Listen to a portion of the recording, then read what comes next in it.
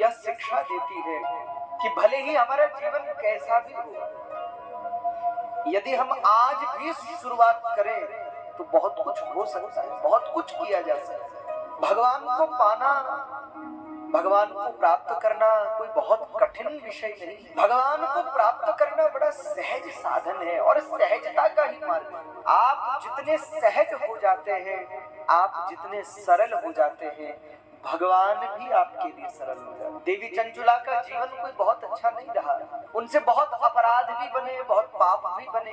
भगवान शंकर, भगवान शिव, भगवान आशुतोष, आशुतोष तुम अवढर दानी। शिव समान दाता नहीं, विपत्ति विदार रहा। शिव जैसा कोई दाता नहीं, उन जैसा कोई दयालु भी नहीं।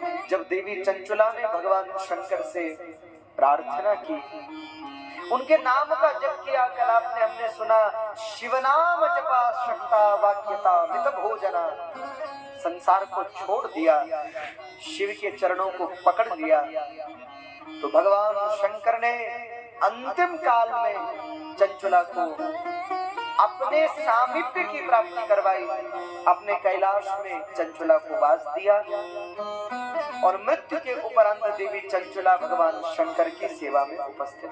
तो चंचुला की कथा आप और हम सब लोगों को यह शिक्षा दे रही। कई लोग कहते हैं महाराज हमने अपने जीवन का बहुत समय बिता दिया, कभी भगवान का भजन भी नहीं किया, आराधना भी नहीं की, बहुत पाप भी किए। क्योंकि देखो, लोगों से भले ही हम छिपा लेते हैं अपने पापों, लेकिन मन तो सब जानता है। इसलिए संत कहते हैं ना, तोरा मन दर्पण कहला, तोरा मन दर्पण कहला,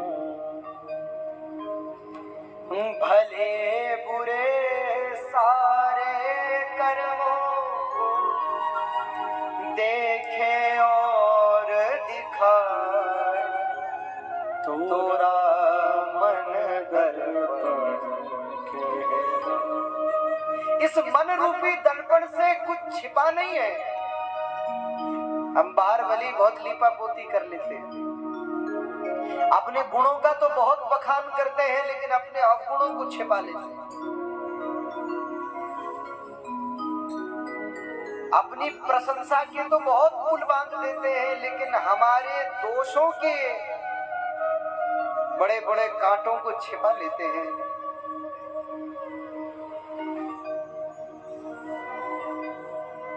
लेकिन देखिए, मन से कुछ छिपा नहीं, उसको तो सब पता है। आप कभी शाम के समय आंख बंद करके बैठो और सोचो हम क्या कर रहे हैं, तो थोड़ी देर में ही परेशान हो जाओगे कि बताओ हम ऐसा भी करते। अरे बड़े से बड़ा चोर हो, डाकू हो, लेकिन वो भी जब एकांत में बैठता है, अपने कर्मों का चिंतन करता है, तो उसका मन उसके सामने उसके कर्मों की लिस्ट को खोल करके रख देता है। ये देखो, इसलिए भैया